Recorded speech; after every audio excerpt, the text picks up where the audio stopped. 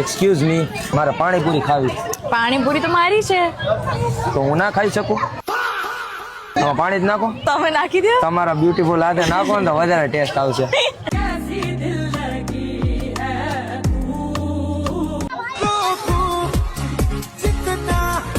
પાણીપુરી સારી જ છે, પરંતુ તમે પાણી નાખીને આપી દો ટેસ્ટ આનો કંઈક 5 ગણો વધારે થઈ ગયો. તમે એટલું બધું બોલ દીધું, વધારે ના બોલ દીધું.